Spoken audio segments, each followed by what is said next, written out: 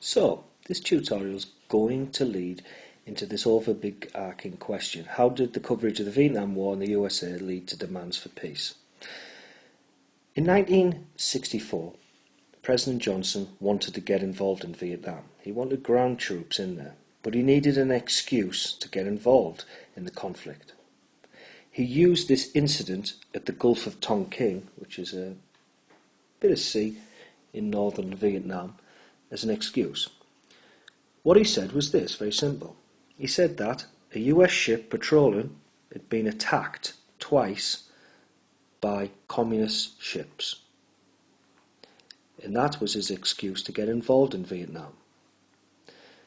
It later found out that it was a lie, and it didn't actually occur like this, and the ship wasn't attacked. But, for a time, this gave him a great excuse. So what did the media do? Well, as you can see here, fight if we must, resolution backed. The media were fully behind him. They followed his lie and swallowed it hook, down and sinker. And they were behind the president sending ground troops in. So he played them for fools.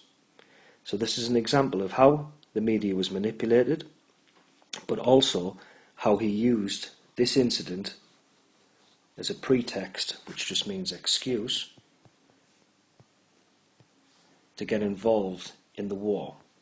So let's sum up again. Johnson wanted to get involved in the war, but he needed an excuse.